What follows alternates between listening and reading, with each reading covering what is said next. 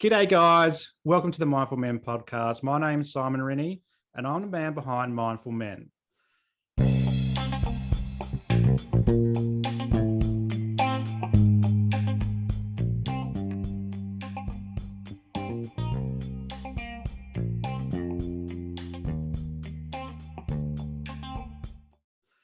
Today, I've got a very special guest, the very first guest that I've ever had on the Mindful Men podcast, David Day. How are you, mate?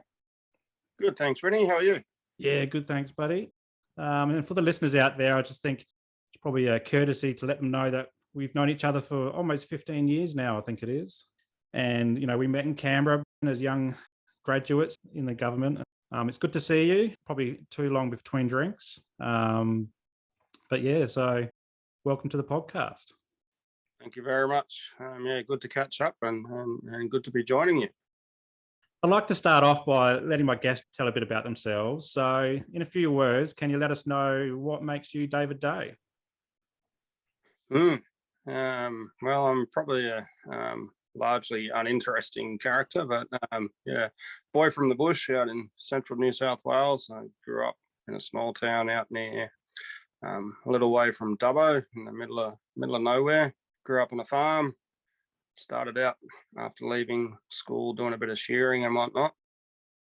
Realised that my back wasn't going to be up to a life full of shearing, so went away to uni and did something very different along the lines of English literature and that sort of field, which somehow led me to starting work in a government department in Canberra, which is where I met you, obviously. And I've been in the public service ever since, which I sort of have a love-hate relationship with. There's plenty to not like about it, but plenty to like about it as well. And I think the work does sort of do some good for Australians at large. So I do like it. That's where I work these days. And I have a lovely wife and two young kids.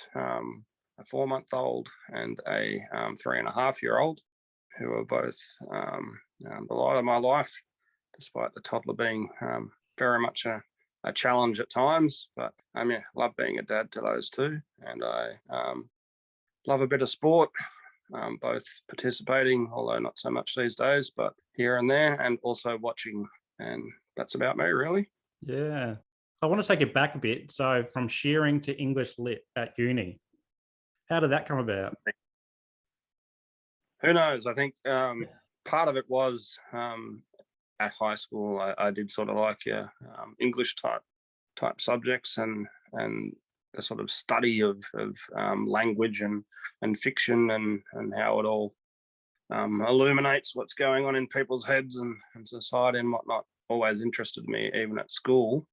And then, as I say, actually getting out and spending days on end in the sheds is quite tough physically, and I genuinely had some back issues very early on, and thought there's got to be a way I can sort of do something more with the mind than the body, because the mind probably works a bit better than the body, although neither of them work that well. But I think it's something around that. Was keen to do something that involved solving problems with your head rather than getting the body out there and not being able to walk in the morning every day. Yeah. And where did you go to uni again? So La Trobe University, which is based in Victoria. I did first few years at Albury-Wodonga, right on the border, and then did honours, etc., in Melbourne itself. Yeah. So what was it like going from a boy from the bush into inner city Melbourne? Difficult, actually. I was like a loaded weapon type comedian character at some point. You wouldn't believe how naive and things I was. Like, I was scared to catch trains at one point because I didn't sort of know how the ticketing system worked, and I'd get all confused and didn't know where I'd end up and all this sort of thing. And I thought I could walk everywhere. I tried the day I got to Melbourne. I thought I'll see how far I am from the city, and I'll walk it in. And if anyone knows, any of your listeners know Melbourne at all, but the campus is out in Bundoora, which is right towards the edge of Melbourne. So 6 or 7 hours later, I arrived in the city and knew I was going to have to overcome my fear of trains to get back, because I wasn't doing another 6 or 7 hour walk to get back. So yeah, it was, the big smoke was like, I was genuinely like some sort of cartoon character or something. I had no idea what I was doing and whatnot, but learned the ropes eventually, and yeah, ended up being your typical latte sipping, sushi eating city dweller by the end of it all. Nice, nice. I can see you doing that in our grad year. And I noticed you've got your Tigers top on, and you said you're a man of sport. So tell us a bit about your passion for footy. Yeah, I've always followed the Tigers and in the rugby league, based on my dad took me to watch a trial game that they took out to the bush one year, and it was the Tigers were playing Dragons, I think it was, and yeah, I liked the orange in their jersey, and that attracted me to them for that reason, which I'm not sure orange is everyone's colour, but something struck me about it, and yeah, I followed them ever since. And then they merged with the team who my dad followed, so it was good to sort of share in both going for the one footy team. But yeah, footy and tennis have probably been the main sports. So yeah, followed the Tigers, but also played a bit of footy myself. Never very well. I was hopeless. I don't, if any of your listeners know league much, I was the sort of player where they put me out on the wing, but not because I was fast. It was because yeah, it's the ball rarely goes out that far. So they kept me out of trouble by keeping me way out there. And a few times I did get the ball, I'd embarrass the rest of the team by very slowly waddling down the wing, not able to outrun anyone. But yeah, I love playing that, and I do love playing tennis as well. So yeah, are you still playing any footy or tennis, or? No, we're going to get back into social tennis this year as a way of introducing our young toddler to the sport, because we think we'll try and get her involved in learning the game. So do plan to pick that up. But no, these days it's a bit of social tennis here and there. Still do a bit of running, although less than I used to, and still go to the gym. I've got a mate here who's also likes to do a bit of boxing training sort of thing, and we're both much older than anyone else who does the boxing here, so we sort of go along when the other one does and box along together without all the young fellas trying to take our heads off. So but that's about it. Yeah, not much competitive sport these days, I must admit. That's good. All right, so this is the Mindful Men podcast. Thinking back to the last week, what's been on your mind and what's been taking up space inside your head? Well, as you may know, well, as you would know, with having similar aged kids, it's often hard to sit back and reflect in busy day-to-day lives. You sort of get up and you're straight away assaulted by youngsters trying to get them into clothes and breakfast and ready for school and whatnot.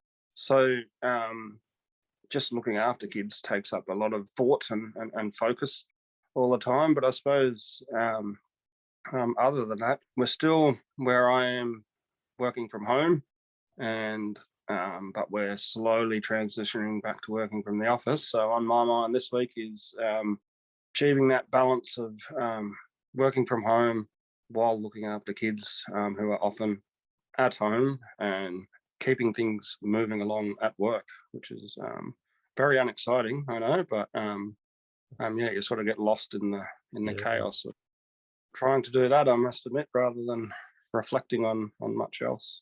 It was actually a good response that you've got there, because it leads straight into the next questions and the theme for today. So what I wanted to talk to you about today was COVID and parenting through COVID, and how that's impacted you over, say, year 1 and 2. And I think we're in year 3 now, maybe, and coming out the other end as well. So thinking back to when COVID started, so at the end of 2019, start of 2020, what was your first thoughts that, of COVID, and did you pay much attention to the news, or were you keeping an eye on it, or just disregarding it? What do you remember from back then?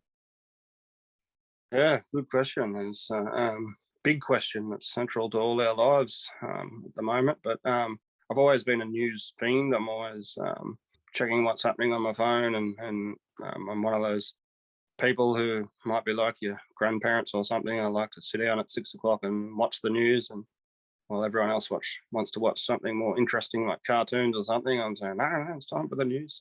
So yeah, definitely paying attention to the news when it all kicked off, and was following it. And yeah, it was a crazy time when it all kicked off. I had a lot of leave booked in at work. I was going to go out and spend some time on my parents' farm because my dad was aging a bit at the time, and I wanted to spend some time with him and that sort of thing. And it coincided with right when everyone from our work was told to go home and work from home. And so then our daycare said no, people had to take their kids out or these sorts of things. So we took our toddler out of daycare and had her at home.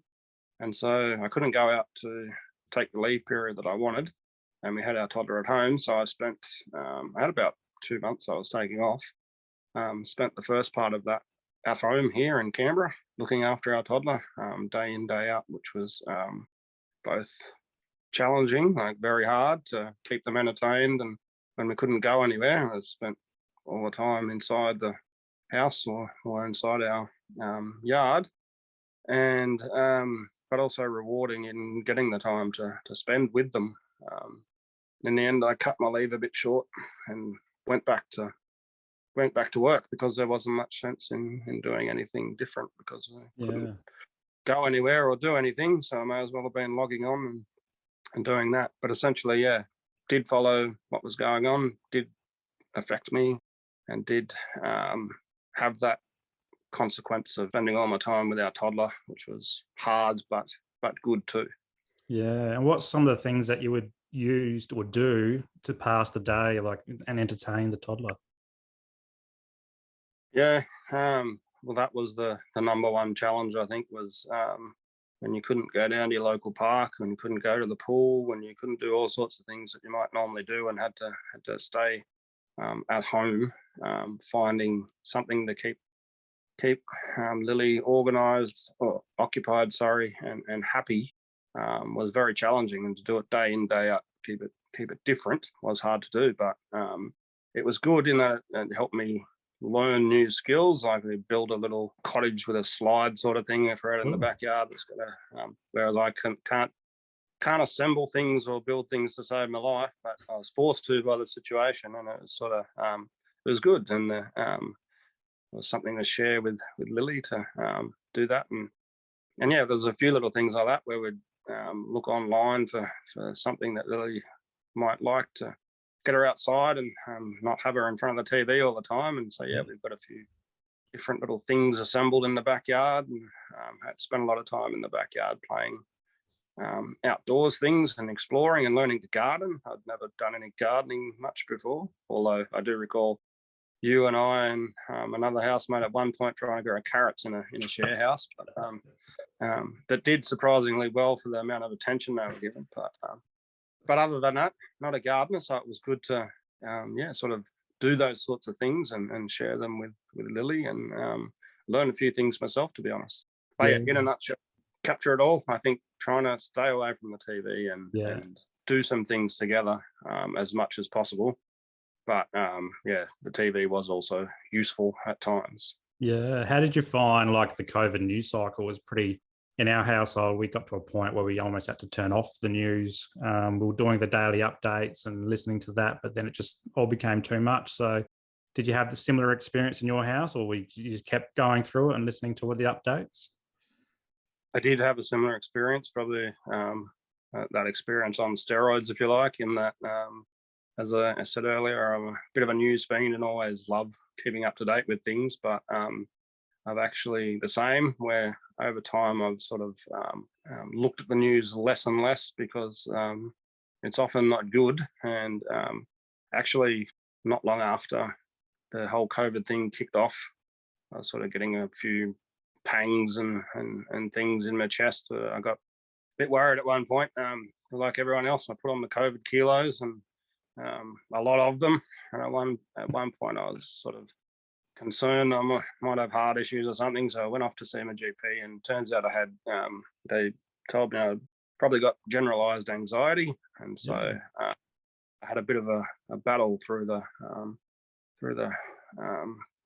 12 months, 2 years, 2.5 years now of COVID with anxiety. So that also contributed to me not wanting to be bombarded with bad news all the time, day in, day out, because I don't think it would help get through or deal with anxiety. So yeah, a bit the same as you. I've probably reduced my news consumption in recent times, but yeah, I still do follow the headlines here and there, but yeah, the news can sometimes, when it's constantly not good, be something you want to dip out of and look at something positive and whatnot at times, particularly when you've got young kids around and you want to have a sort of a positive mood in your household, if you like. I think not always having the news on can be a good thing. Yeah, and you said that you got diagnosed with generalized anxiety. What's some of the things that you did to kind of manage that throughout the last couple of years? Well, it's been very hard to manage, to be honest. It got quite significant, snowballed into a bit of depression at one point. I found it quite difficult to even get out of bed at some points, because it's very, very down with things. But I think having kids and wanting to keep on going for them and not have them affected by me feeling bad was one thing that sort of helped. Listening to my doctor and what they suggested and whatnot was also worth doing. I think in the past I'm someone who sort of wouldn't even go and see a doctor as a rule. At one point, it would have been years before I'd even seen a doctor at one point. But I see the value in listening to them and what they say now. And then also they put me on a mental health plan to see a psychologist. So I did that, and that's something else where normally I'd have no sort of time for that sort of thing. I sort of wouldn't necessarily have believed you just get over it yourself. You pull your socks up and just get on with it. But then I thought I'll listen to it and see it through, and I did that, and didn't agree with the psychologist on a lot of things and whatnot, but they were quite helpful. And some of the things they told me to do and think about to sort of stay positive and calm down at times and this sort of thing have been really helpful. And I'm glad that I didn't dismiss it and listened and went along. So yeah, kids, doctor, psychologist have all been key coping mechanisms, if you like, that have helped me sort of get through. And I'm a lot better at the moment. As you may know, they're sort of, well, as you would know, being involved in a sort of mental health sort of field yourself, these things are long term, so they don't just solve overnight. But I'm certainly in a lot better place today than I was 12 months ago, I think. Yeah, that's good to hear. And thinking back to that time when you first went and saw the doctor, like, did you feel any fear about talking about what was happening inside your head, or it just came out easily for you? What was that experience like? Because I know a lot of guys struggle with this. Absolutely. So I think to start with, I didn't necessarily know really that I had a big mental thing. As I say, when I first went to the doctor, a sort of physical stuff happening where I thought, am I having a heart attack or something here? And it was sort of over time, and after getting diagnosed with anxiety, that I thought, there is a bit going on in the head, where I think actually my wife is probably the best person I found to talk to. She's had to deal with me raving on with a lot of crazy and nervous sort of things at times. So to explain, a sort of health anxiety was a big symptom of mine, where I'd get worried every 5 minutes if I had a little pain somewhere. I thought, oh, I must have this horrible disease that I'm about to die from, sort of thing. And you look back and think it was all a bit crazy and whatnot. You don't sort of realize at the time. But so my wife would have had rolled her eyes a few times, and me coming at her with the next thing I was worried about, and then the next thing and the next thing. But in her being patient and sort of getting me to talk about things, I think I did talk about things to her at the very least, and that was helpful. More generally, I'm probably not the sort of person who would open up to many people around me, but I probably have one or two close friends where I sort of say a few things too, and that did help. But I am, like you say, one of those who can be hard for me to sort of talk about things in great depth, and feels a bit, I don't know, non-manly to sort of go into what you're feeling inside your head and feel like you're being a bit of a drama queen or something. But but when you do, I hope you do find it helpful, I think. Yeah. Well, I have found it helpful. And have you found that the more you talk about it with different people, the easier it gets? Or do you still find it hard to talk about? You'll find it hard with some people, I would say. I think sometimes it does depend. Well, mostly it depends on me. Yeah. But sometimes it depends on the other person too. Like, there'd still be close friends I have that I still wouldn't broach any sort of topic of anxiety or me having it or anything, at least not in a serious way. Whereas there are other people that I do find it easier to talk to, and I do talk to them, and over time, it does become easier to tell more about what you're feeling and why, and that sort of thing. And I think the more you do that, the better it is. Partly for getting it off your chest, partly because it's sort of when people can have good ideas to put back at you, that well, have you thought about this in relation to your situation? And when they say that, it sort of gives you a bit of perspective you might not have had that can often be helpful. Yeah. I think you touched on a really good point before around how it might not be very manly to open up about some of these things. And, we grew up in a generation where where people didn't talk about this type of stuff. It was more suck it up, you're a bloke, you can't cry, you can't feel these things. So I think the fact that you've both struggling with that, and that might have held you back, and then also committed to the cause and getting better for your kids and your family and yourself, I think, hats off to you, because it is a very hard thing for guys to do. So I'm glad that you've done it, and that you keep doing it as well. Absolutely. But highly encourage people to talk when you think things are going on in your head, because very rarely do people around you think that you are being a drama queen or whatever. And you'll find that, well, at least I've found that, as I say, other people can give you new things to think about, and just saying it to them, just saying what you're feeling to people itself feels unburdening and helpful. So I think it's a good thing where you can do it. But I do acknowledge that it's harder for different people at times, and it can take some work to do it in the first place. Yeah, definitely. Now, thinking about the last, say, 12 months, you've been going through that the internal struggle as well. Australia's been border lockdowns all over the place from state lines, and you live in a little pocket of the ACT, and then just over the border is New South Wales, which is where home is for you. How long did it take to get back to the farm, or did your extended family and friends, what was those kind of impacts like for you? Yeah, so we were impacted, definitely.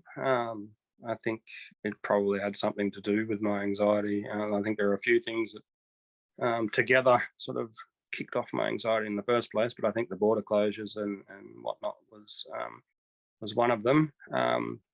So we had my dad, I mentioned, was not in great health back when it all kicked off, and he was moved into hospital full time around the time of when the lockdowns and whatnot started happening in March 2020. And so it affected me greatly in that I firstly, it was hard to go and see him, aside from the border, being in a hospital. while the rules and things constantly changed, often the case was that I couldn't go at all, or I couldn't go for very long if I did. And so dementia was one of the things that, the main thing that he was suffering from. And at one point, even my mother wasn't allowed to go and see him. He always hated hospital, and the idea of him living in one without anyone able to go and see him, including me, was very difficult. And then there was the fact of COVID too, that we sort of had to think, if by some chance I do have it and I go out there and give it to him, it's like, then that's not good. So it was sort of so hard to weigh up that what's the right thing to do, and of the very little I can do in terms of being able to see him, how do I get to do it, and these sorts of things. So yeah, they played on my mind. And then we had a funeral on my wife's side of the family for a very close family member of hers, which completely came out of the blue.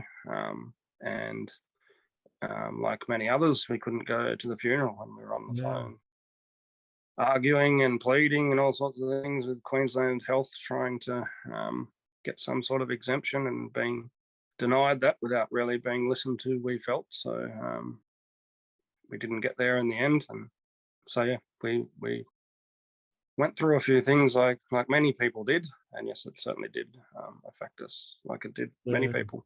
Yeah. And you've found, since the borders have been opening up now, we've got the vaccination rates up now, and the opening borders, and even they're starting to open international borders, that you've been able to get back home, or are you still, some people are actually getting more anxious about going back out and staying home, preferring to stay home and so forth. So how has opening up affected you and the family? Probably hasn't affected us that much, to be honest, in that we are one of those that you mentioned. We sort of probably don't go out as much. More so my wife, who's very unwilling to get COVID, although we'll probably all get it in the end, and she knows that as well as anyone. But yeah, she'd prefer to be home unless she has to be. And the fact that we've got a 4-month-old, and we prefer to obviously not have him get sick if it's at all possible. So those things mean that we are sort of one of those households where we do tend to stay home a bit, and we haven't travelled much, even to New South Wales. But we have travelled here and there, including to Queensland once, up to Brisbane. So yeah, it's been good that we have finally been able to see people.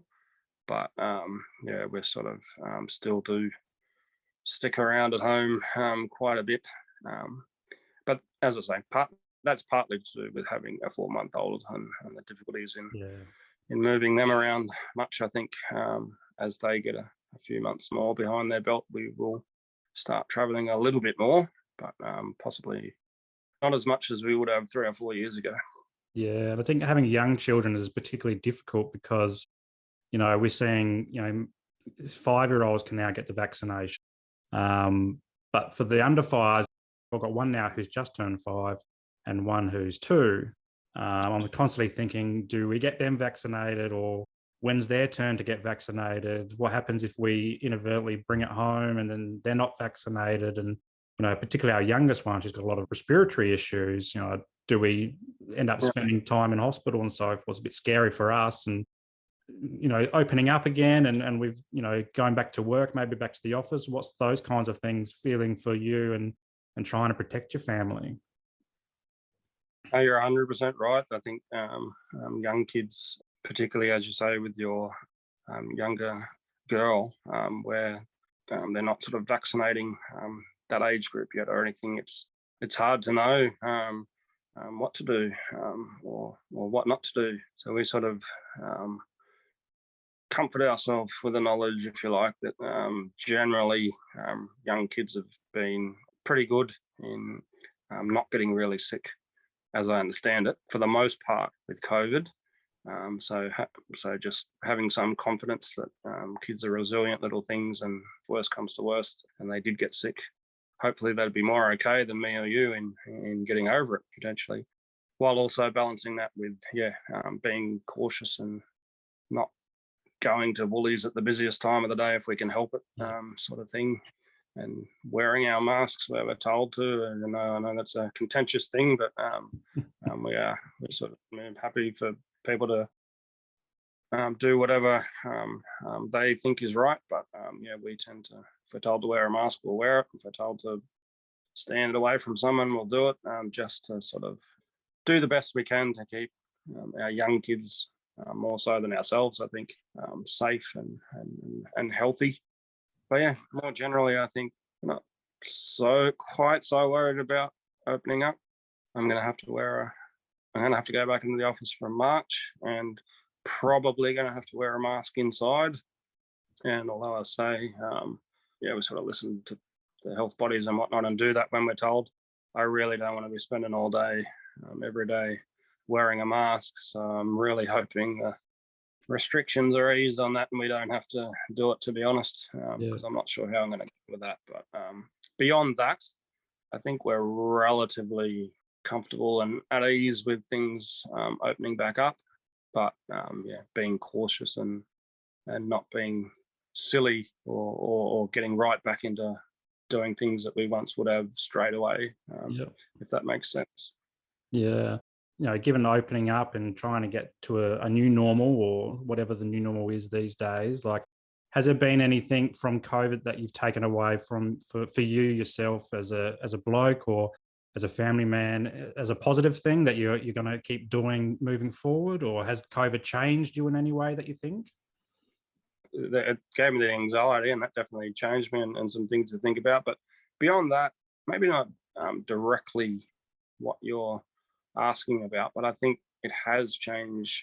Well, you're always going to value time with your young kids, obviously, above just about anything else in life. But I think spending more time at home with my kids, and with Lily in particular, who's been around throughout the COVID period, it's sort of really awoken me, if you like, to just how little time we have in a day when you're racing them off to daycare or something like that. Just how little time we have in a given day to spend with them. It's glimpses here and there when you first get up, and then when they get home, but then you're racing them off to bed when they get home. So the opportunity COVID's given to spend a bit more time has actually been a good thing. And I think it's sort of awoken me to, now that I've seen what a day looks like where I'm spending all of it with Lily versus what a day looks like when she's at daycare and I'm at work and we're doing after school activities or whatever's happening.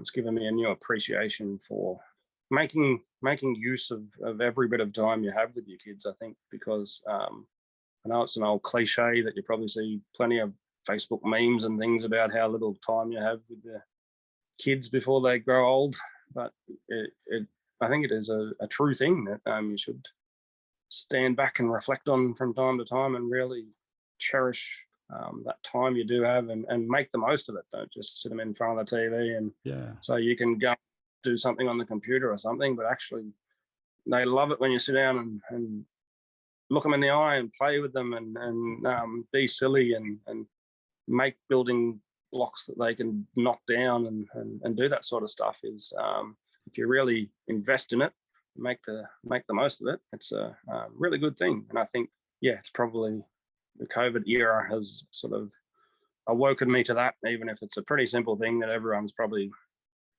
aware of anyway, because everyone wants to spend time with their kids. But it really has made me aware of that even more so, I think. Yeah, I think you touched on a really good point there, because like traditionally before COVID, traditionally mums would have a year off or 6 months off or 3 months off, whatever they could afford to do. And dads would have 2 weeks off, maybe 4 weeks if we're lucky, before we're back at work, and not really get to spend those quality daytime with them, with the kids and the wife. But I remember when COVID first hit for us and our family, we had just the December before, so when COVID was actually just starting, we had our little daughter, and my wife had all these grand plans of what she was going to do for the year, all these mummy-daughter dates and mums groups, and none of that happened. But what happened was I got to spend so much more time because, I was still working through COVID, and but working from home, but being able to just duck out of the office and have a good cuddle for a little while was just an amazing thing. And as you said, playing outside more and exploring our garden and doing things around the house was a unique time that we'll never get again, unless the next pandemic happens. But it's just, I think it's an amazing thing for dads, particularly to be able to share in that time. And even though my wife struggled through that, you know, she got struggled mentally through the COVID lockdowns, and that particularly that first year, she's now been able to start going out with the daughter and doing some of those mummy daughter things now. As a 2-year-old, as opposed to a brand new bub. So you really hit something there around dads being more available in that first year, and you're doing it right now again. In a slightly hybrid version of what we experienced a couple of years ago. So that sounds great. Yeah. Also, sort of extending that point of yours about the dads having more exposure. I think potentially for us dads, certainly in my case at least, it does sort of really give you that appreciation for how hard mums work too, because without wanting to sound all cliched again or anything, but it is such hard work to be every second of the day and often of the night as well, keeping them entertained or occupied and away from harm and doing what needs to be done. It's like a 24/7 hard yakka that really, you do get that. If you didn't already have the appreciation for it, you do sort of really get it when you're exposed to it yourself. Oh, definitely. Yeah. And being home for that first year, lockdown, definitely get to see that firsthand. You know, we used to go to work and kind of forget about it for 8 hours a day and then come home and do our little shift. But seeing that firsthand, and you can probably hear mine going off right now in the next room if you can't. But yeah, seeing it firsthand, certainly a new appreciation for what mums do. Or, you know, stay-at-home dads, you know, as well. There are stay-at-home dads that do it as well. But stay-at-home parents, what they do is just amazing. So hats off to them. And as harder work as you'll find, as I say, I've spent a bit of time in the shearing sheds and that. And people think they work hard out there, which they certainly do. Yeah. But if you've got an idea that staying at home parenting is something that would be a lot easier, it's just as hard. I can tell you, having spent time in both environments. Yeah. So thinking about the last couple of years and your mental health journey and, you know, your family and you know, all those types of things that we've talked about, what's one thing that you take away or offer advice for the listeners out there to be mindful of moving in the next 12 months coming out of COVID? Is there something that you could recommend that they keep their minds on or do differently just from your own experience? Possibly nothing groundbreaking or revolutionary or anything, but I think sort of reiterating a couple of things we've spoken about. I think your reference to the sort of news cycle is a good one about, I think, occasionally stepping back from all the bombardment of stuff you get from news can be a positive thing. And I'm not saying don't ever listen to the news or don't believe it or whatever. It's certainly not saying anything like that. Just take some time to step back and enjoy what's going on in your life that's good, whether it be your kids or if you don't have kids, whether it be whoever you live with or whether it be a sport you're involved in or a hobby you're involved in. Just take some time to do that or spend some time with whoever and really savor that and make use of it. And then if you want to step back into listening to the news later on that day, do so.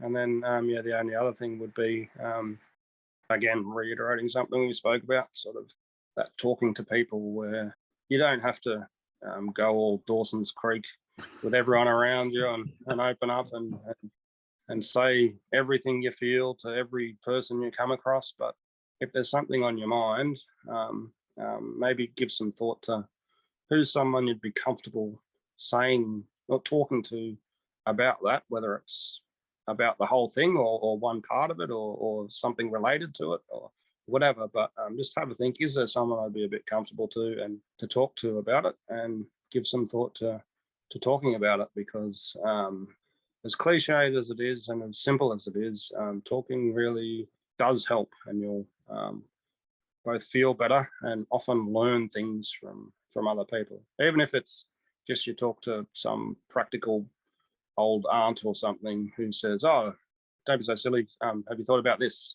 It can be what they're asking you to think about can be oh yeah, actually, that's a good way of looking at it. And now that you've said that, it can sort of really change the way you go about your day-to-day life for the better. So yeah, those two things. Step back from all the bad news occasionally, and talk about it if you've got something on your mind, and you can pick someone out who you might be comfortable to talk to it about with. Some great points there, mate. Thanks for sharing those. I completely agree.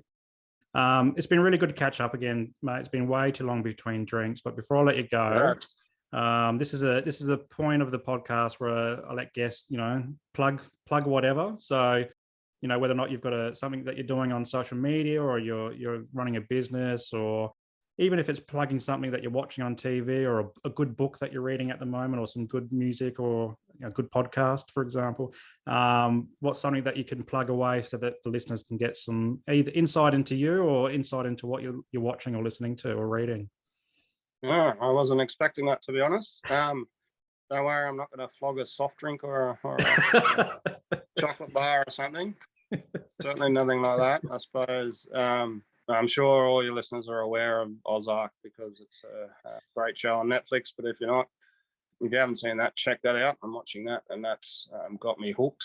Yeah. Otherwise, occasionally dabble in a bit of short story writing. I've got a story that was published in magazine Mindfood January edition. So have a flick through that and check it out if you get the chance. But yeah, I'm not savvy enough businessman to have much to flog, to be honest.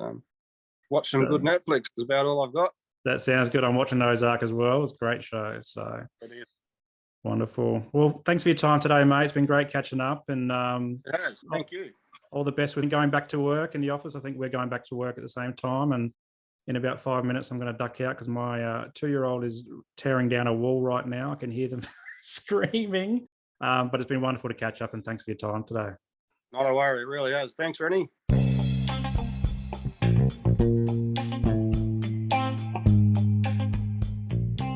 If you enjoyed today's episode, make sure that you like it and leave a comment, and then share it with your mates. Also, subscribe to the channel and hit that notification bell so that you don't miss a moment of future episodes to come.